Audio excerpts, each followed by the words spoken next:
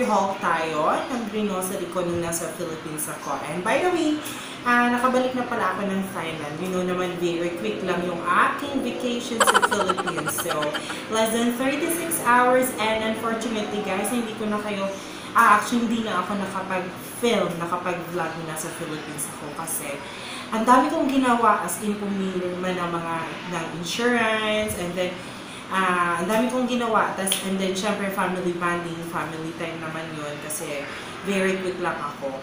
Priority ko, so ginawa ko, tininabaho ko lang sa Pilipinas yung mga importante kong kailangan magawa. So without further ado, ito na nga. So nung bumalik ako ng Thailand, nag-grocery ako sa Robinsons kasi alam niyo naman, pag GetGo member ng Cebu Pacific, may makukuha kang reward pag nag-grocery ka and then ginamit mo yung GetGo card. So, ayun, punong-puno yung maleta ko actually ng grocery and ito, ang mga dinala ko dito. Konti lang to guys kasi pupunta dito si Mama sa October next month, October 15 yung flight niya, and then mag-stay siya dito sa Thailand for about 27 days, almost 1 month. So, sabi ko sa kanya, pagpunta niya dito, magdala na lang siya ng ibang supplies. Ayan. So, more on grocery item na to. So, dahil ang milk dito mahal, bumili ako ng Alaska. Ayan, 900 grams to. Ayan.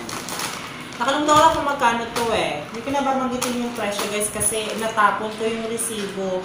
Ay nagastos ko lahat-lahat sa grocery ko. Almost 3,000 sa peso. Ayan, milk.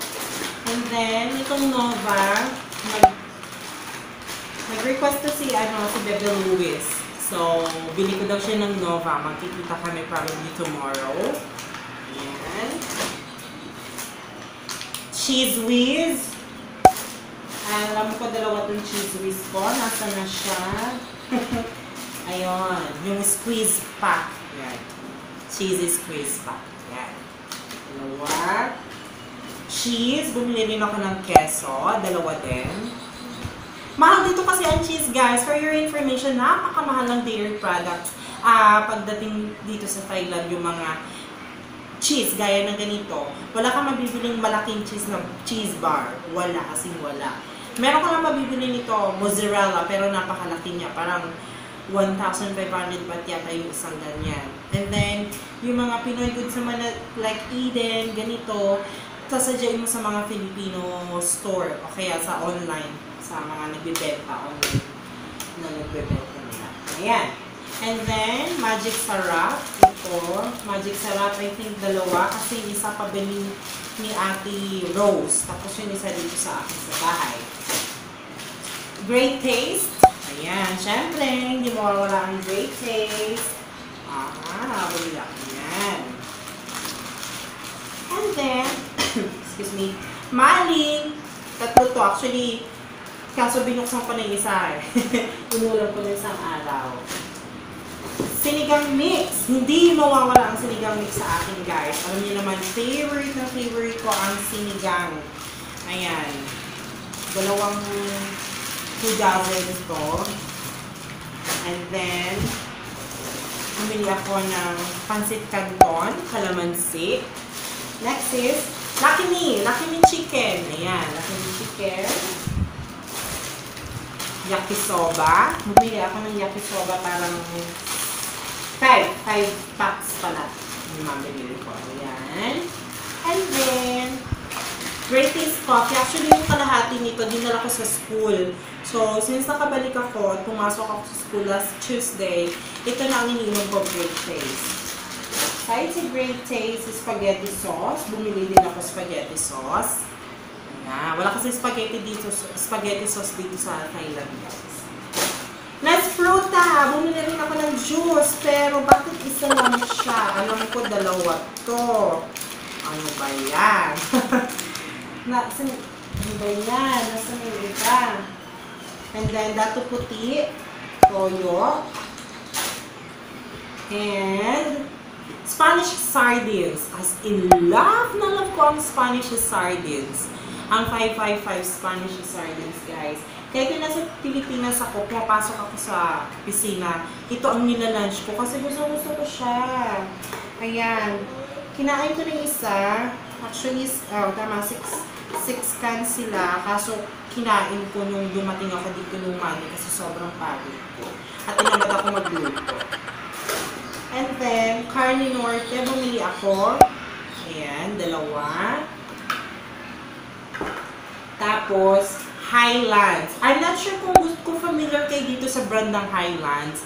Pero guys, swear, when I was in Cebu, way back 2015, doon ko siya naunang nakita sa SM Cebu ba yun? Or Robinsons. And then sabi ko, parang kakaiba. Baka sosyalang brand, ganyan kako. Ayun nga. So, nung trinay ko siya, nung nakauwi na ako ng Manila noon, niluto ko and I found out na masarap. Yung malaki nito yung color white, pero itong binili ko kasi ay yung maliit lang. 100 grams lang siya. Pero yung malaki, parang 20 peso lang to sa Robinson. Yung malaki ang, if I'm not mistaken, 48 or 50 plus. Ganyan. Pero mas masarap siya sa Argentina. Mas gusto kong lasa niya.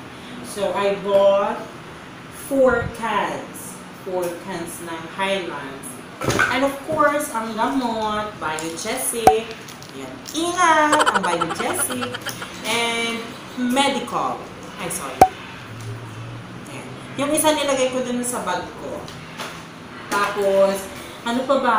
Tinanggal ko na kasi yung yung Cloud9 saka butterscotch. Actually, naubos ko na yung butterscotch. And then, yung isang pack ng Cloud9 na malaki, pinang-price ko naman sa students ko kasi nagpa-activity ako.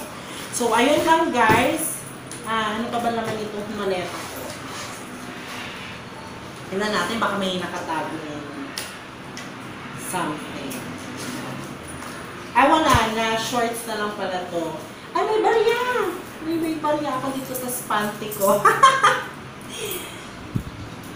27 pesos pa po. Uy, ito yung pamasahe rin to. And then, nandun sa bag yung isa. So, ayun lang guys.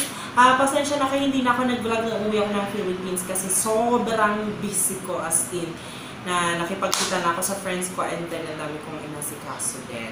So, ayun, hopefully makauwi ako ng Pilipinas this year, this new year, kung makakakuha ng murang ticket and that's the time siguro na mag-film na ako, mag-vlog na ako pag dito. Well, that's it for now guys. Thank you so much for pagnood ng vlog na to and if you haven't subscribed to my channel yet, please click the subscribe button saka yung bell button dun. So every time na mag-upload ako ng video gaya nito, you'll be notified. Again, mag-ingat kayo guys sa inyo kung nasaan man kayo, Luzon, Visayas, Mindanao at kung saan lupalot ng mundo. This is your Mamshi, ang lapatserong CD na nandito sa Thailand. Swadika! Bye-bye!